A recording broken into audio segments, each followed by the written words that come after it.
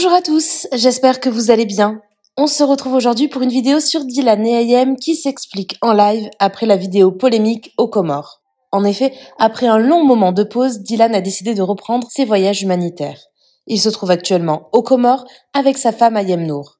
Mais hier, une vidéo a fait le tour des réseaux sociaux. On voit un Comorien s'en prendre fortement au couple, ne supportant pas leur présence dans son pays. Face à la polémique, Dylan et Ayem ont décidé de prendre la parole lors d'un live sur TikTok. Ils réagissent à cette vidéo et expliquent en détail tout ce qu'il s'est vraiment passé. N'hésitez pas à vous abonner à la chaîne si ce n'est pas déjà fait et à liker et commenter cette vidéo pour me soutenir. Merci beaucoup et à très vite pour une nouvelle vidéo. Bon, déjà, moi, je trouve qu'il faudrait arrêter de relayer les pseudos, là, les deux, trois guignols qui se prennent pour des journalistes ou des pseudo-blogueurs sur les réseaux et qui relayent des infos qui sont complètement erronées en disant qu'on s'est fait chasser. En aucun cas, on s'est fait chasser d'un quelconque endroit ici. On a toujours été, encore une fois, j'insiste, très bien reçus. Il y a une personne qui a voulu faire intéressant. Ça, c'est le premier point. Le second point... qu'est-ce qui a été dit? Il a été dit qu'on était recherchés par la police. Alors, en aucun cas, nous sommes recherchés par la police. Nous avons tous ensemble retrouvé l'hôtel, tranquillement, calmement. On a pris nos douches, on s'est installés, on a discuté, on a échangé parce qu'on était tous attristés de ne pas pouvoir rejoindre ce village pour aller faire ce qu'on voulait faire. En fait, pour parler maintenant beaucoup plus direct, je connais ma réputation. Je suis déjà désolé avant tout, bien évidemment, pour ce qui peut se dire à mon sujet par rapport aux Comoriens, les gens que ça peut attrister, tout ça. Je suis désolé pour vous. Je suis aussi désolé pour ma femme et les bénévoles qui m'ont accompagné parce qu'eux, ils ont rien demandé. En vrai, c'est une histoire qui me concerne totalement parce que le mec est venu m'agresser moi en premier pour ce qu'il a pu entendre sur le net. Moi, en fait, ça me dérange pas qu'un homme vienne me voir et me dise. De la façon qu'il a fait, ça me dérange parce que voilà. Mais si un homme il vient me voir et qui sait parler, il sait s'exprimer comme un homme et il me dit écoute Dylan, j'ai entendu que tu faisais putain, à chaque fois c'est hallucinant. C'est hallucinant, ouais. Si un homme il vient me voir et me dit écoute, j'ai entendu ça sur toi, est-ce qu'on peut communiquer? Est-ce que je peux savoir qu'est-ce qui s'est passé? C'est quoi les notes vocales qui sont sorties de leur contexte?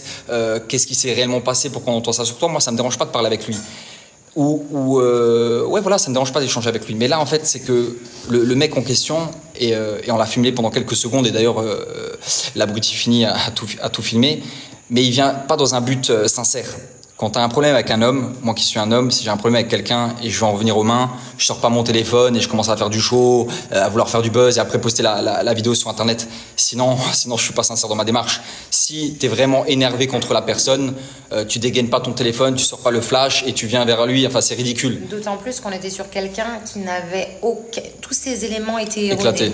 C'est-à-dire qu'il est arrivé, il nous a agressé. Oui, toi Ayem, je vous connais. Ouais. Vous avez l'habitude de faire des voyages humanitaires ensemble. Vous êtes allé au Kenya, vous êtes allé à Madagascar, vous avez escroqué des gens. Alors, moi, je n'ai jamais fait de voyage humanitaire avec Dylan. Ouais. En ce qui me concerne, c'est la première fois. Et en plus de ça, Dylan n'a jamais été au Kenya. Ouais. Il n'avait aucun élément. Il était juste là pour agresser, pour faire du buzz. La preuve, c'est que dans les minutes qui ont suivi, il a tout de suite posté sur les réseaux. Moi, ce que je trouve dramatique et triste pour nous, et vous savez combien... surtout moi, je suis discrète sur les réseaux, c'est de devoir là aujourd'hui mettre de l'énergie à faire cette vidéo pour devoir se justifier à cause d'un abruti qui a gâché tout ce qu'on allait faire. Et cette énergie, on aurait pu la mettre ailleurs, on aurait pu rentrer tous heureux ce soir. On était super contents parce qu'on a rencontré des enfants et ça, c'était un merveilleux moment. Je pense que vous êtes toutes d'accord pour le dire. Oui. On est d'accord? C'était très bien. C'était magique. On a rencontré des enfants par hasard. Dylan s'est arrêté, il a trouvé un petit kiosque qui était pile poil en face par hasard. Il a acheté plein de gâteaux. Nicole, ouais. Les filles, on est d'accord, on a toutes vécu la même chose. Oui, c'était malgré cet événement, c'était une super journée. Voilà. Et en fait, on était avec les enfants, tout se passait bien et vidéo propre. Et je remercie mon Dieu, mais merci mon Dieu qu'à ce moment-là, j'ai trouvé le moment tellement beau que Dylan ne m'a rien demandé et les filles sont témoins, je m'invente pas une vie, c'est moi qui ai pris mon téléphone et qui ai filmé le moment parce qu'on s'est toutes dit mais qu'est-ce qu'il fait, pourquoi il va à la boutique et il s'est mis à acheter des gâteaux et tout et on a donné au début il y avait que 5 ou 6 enfants, c'est ça? C'était pas beaucoup? Oui, que 5 ou 6. Et d'un coup on tourne nos têtes et on voit tous les enfants sortir de l'école et tout et le moment était tellement magique et tellement beau qu'on l'a filmé, Dieu merci on l'a filmé et autour de tous ces enfants on a vécu ce moment magique. Et l'autre, il arrive, il casse le délire, mais genre total, quoi. Cassage de délire total. Ouais. Donc voilà, je sais pas, t'as quelque chose à dire, Jennifer, comment tu l'as vécu, toi? Viens, mon chat, on ne voit pas. Oui. Non mais viens, explique, parce que après moi ils vont dire oui mais Ayam elle est avec Dylan, forcément tu vois, elle raconte son dos, elle veut le défendre. Il y a un moment donné, faut parler clairement, tu vois. Oui, non, Ayam a très bien dit ce qui s'est passé. On se promenait, on montait au village et il y avait 4-5 enfants qui étaient à la boutique. Dylan a voulu leur donner des petits gâteaux pour leur faire plaisir. Il y avait une école juste en face. Et du coup, les enfants sont retournés dans l'école, ils ont vu les gâteaux. Donc tous les autres ont voulu venir. Ils en ont eu au moins, je sais pas, au moins 50, 40-50. Ouais. Du coup, ça a fait un petit attroupement. Et puis l'élément perturbateur est arrivé. Et puis il a commencé à filmer et à agresser, je dis bien agresser Dylan, en étant assez virulent, et agressif, quoi. Ouais. Ouais. Et c'était un peu choquant même. Enfin, moi, j'étais un peu choquée de voir ça. Parce que franchement, il n'y avait rien à dire, il n'y avait rien à faire. Il y avait juste à profiter du moment. Mais bon, malheureusement, c'est comme ça. Après, on n'est pas là pour se plaindre, c'est juste pour voir. Non, bah, franchement, c'est vraiment l'élément. Pas se plaindre, on ne peut pas laisser dire ce qui se dit. Je sais, les gens mais ici sont adorables. Aujourd'hui, voilà, c'est le buzz. C'est le buzz du moment, ça tourne de partout. Il a eu ce qu'il voulait, ce garçon-là.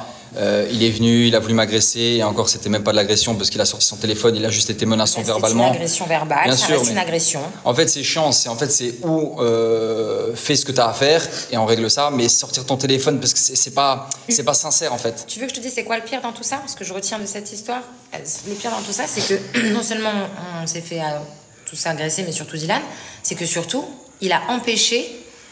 Parce qu'on partait dans ce village. Ouais. Moi, c'est une de mes abonnées, comme je vous l'ai dit précédemment, qui m'a contactée, où elle m'a expliqué qu'ils avaient été, je sais plus ce qui s'était passé exactement, mais qu'ils avaient plus du tout de nourriture, problème d'électricité et tout ça. Dans ce village-là, ouais. Et donc du coup, il a empêché qu'on puisse aller voir ce qui se passait dans ce village pour pouvoir faire les choses.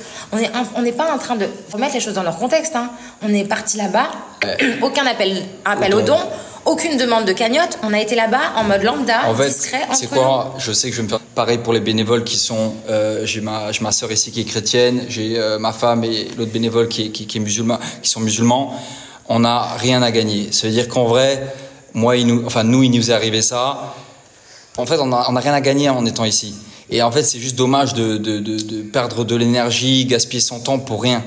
En fait, nous, on vient faire des bonnes actions et on est là, on nous met des bâtons dans les roues. Et encore une fois, c'est pas la justice, c'est jamais la justice d'ailleurs, que ce soit en France, à Madagascar ou ici aux îles Comores. C'est toujours certains abrutis qui veulent faire du buzz sur notre dos. C'est toujours le même problème.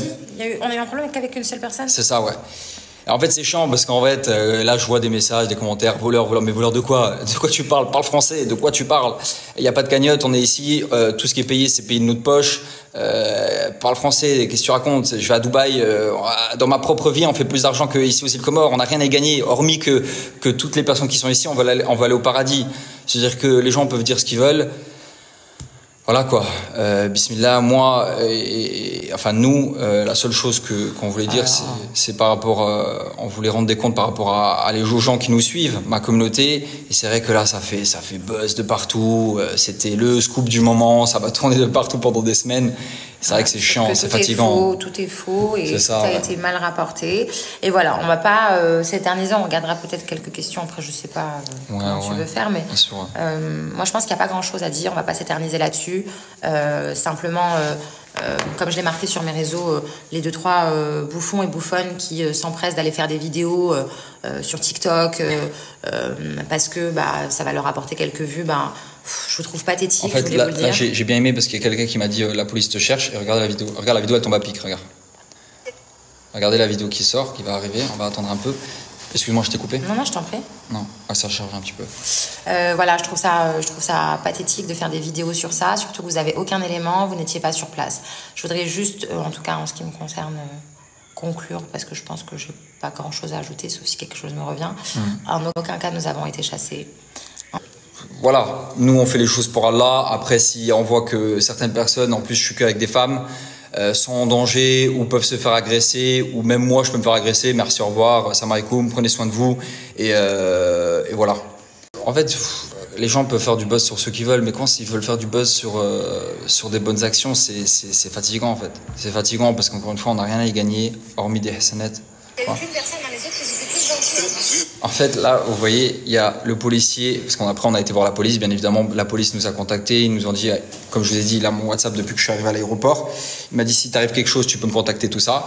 Ensuite, on a été voir la police. Si nous, on était de vous, depuis à l'aéroport, on aurait vous faire la tout, mais nous, on vous croit. Mais il dit, Ayem, elle veut pas que je monte la vidéo. Mais en fait, le policier dit, nous, on vous croit. D'accord, mais vas-y, on n'a pas besoin de se justifier jusque-là, vas-y.